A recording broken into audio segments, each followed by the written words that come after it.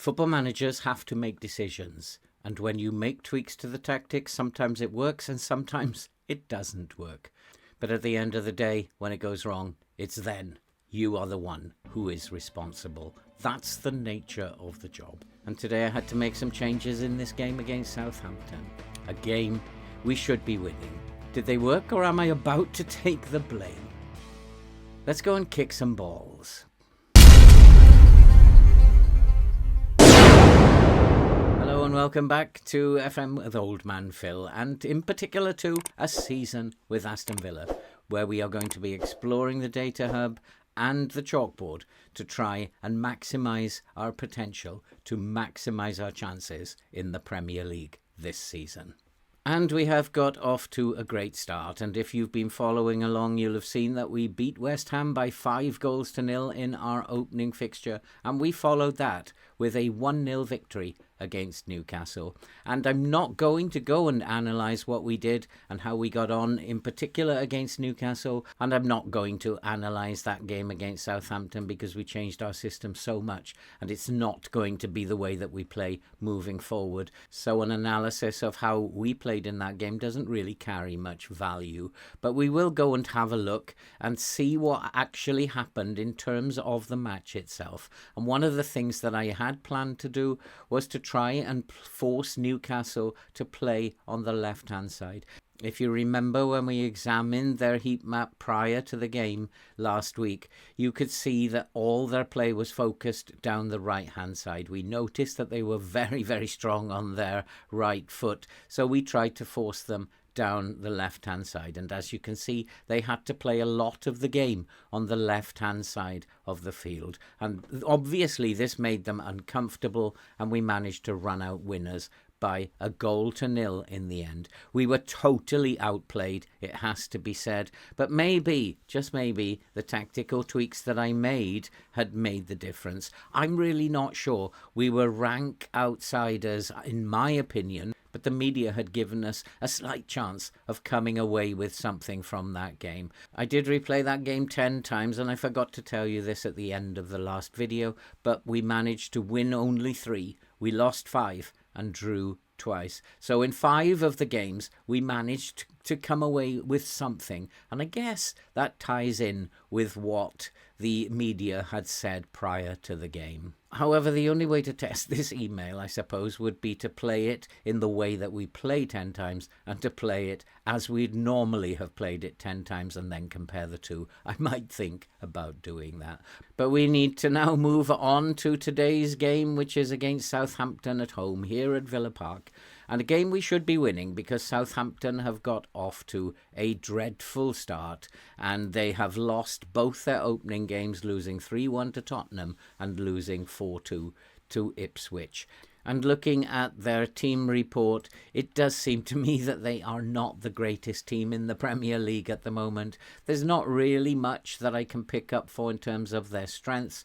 But if I look through the list of weaknesses, I can see their aggression is poor, their bravery is poor, they have a poor work rate, they lack determination and strength, and their concentration is quite poor, as well as their stamina, and their tackling is not the best in the Premier League either. And so that gave me something, at least, that I could be working on. We needed to put a lot of pressure on this team. We needed to make sure that we were putting them under the kind of pressure that would hopefully lead to mistakes at the back and hopefully lead to us winning the game. But I really didn't have much more than that because, as we know, in Game 3, the data hub is still not up and running, so I have very limited amounts of information to go on.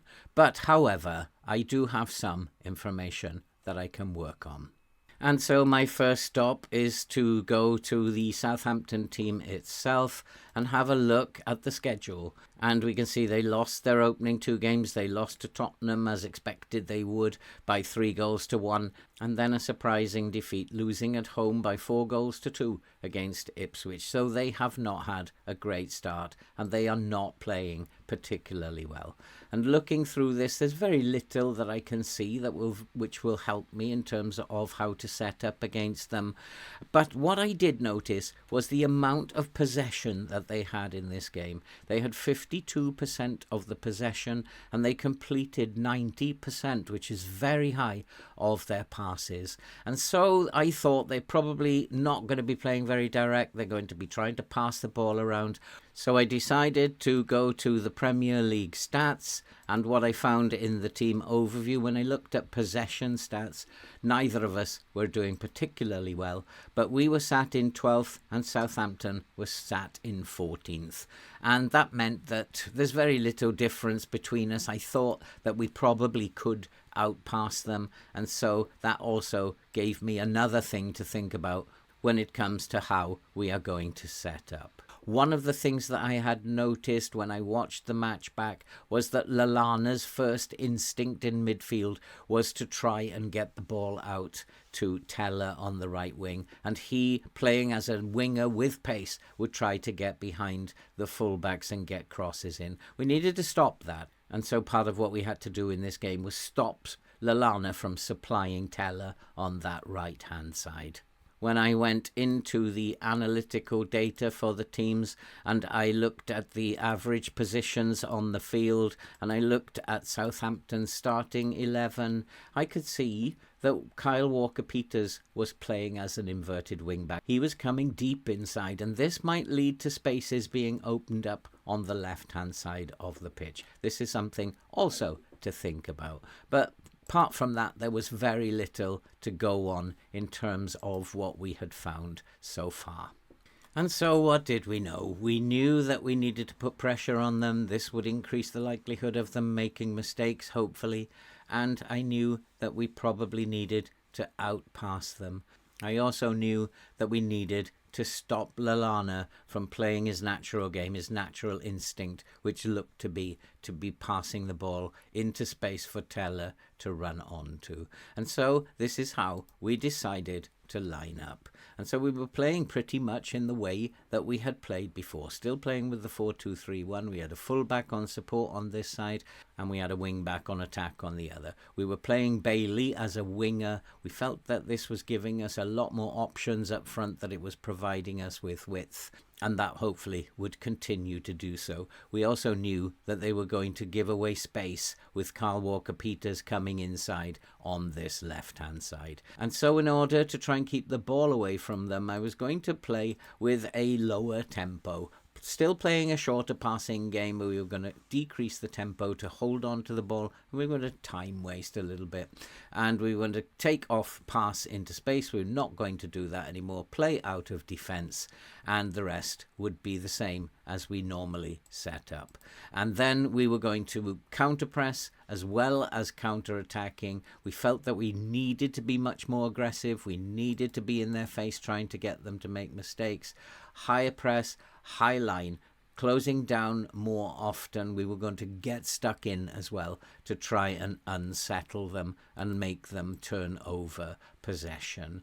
Opposition instructions: we were going to hard tackle Kyle Walker-Peters, and Ryan Manning we were going to turn on to his weaker foot, which was his right foot. We had decided that it was best to close down Flynn Downs, and Will Smallbone as well would need to be closed down. If we were going to force Lallana to pass it inside, we would need to make sure that we put pressure on Smallbone when he was receiving it. Teller, we wanted to turn him onto his right foot and to hard tackle him. We wanted to prevent him from going outside. And Diaz, we were going to work the other way. We wanted him going outside. He was poor at crossing the ball, so we were going to turn him onto his left foot. Adam Armstrong up front, we were just going to put onto his weaker left foot. Adam Lallana, I decided we could tight mark him, and then what we were going to do is to force him to pass it left, and so we were going to play him onto his left foot to prevent him looking for Teller on that right hand side. And so that is what we did. Those were the tweaks that we made, and now it's time to go and find out exactly what happened.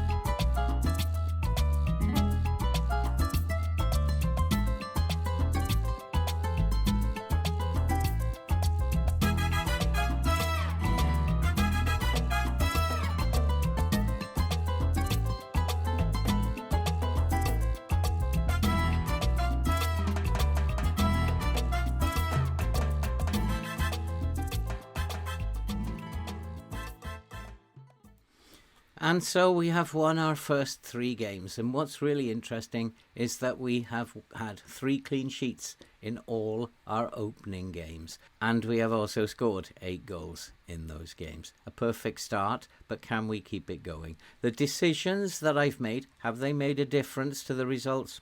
I don't know is the answer, but as long as we keep getting results, I'll go on making the decisions. It will only start to tell if things start to go wrong, and then people will be on my back, and maybe then it will be time to start really thinking about whether or not decisions like I'm making are in the best interest of the team. I just don't know how much of an effect they are having. What I know is we are winning football matches. When we played this game back in our mirror save, we won 9 times and we lost just once with no draws. And I think we've proved, as the email said, we were clear favourites to win this, that there is something in that email. And as I've said previously, the only way might be to not make the tweaks and play it as we would normally play and then compare the results. I will see if I have the time to do that. But for now, that's it for this video, and I hope that you found it informative. I've certainly enjoyed putting it together. This is the way that I used to play Football Manager. And so don't forget to hit that subscribe button, give us a like, all that stuff. You know the drill, and you'll help the channel a great deal. But for now, all that remains to be said is stay safe, take care, and we'll see you for the Nottingham Forest game.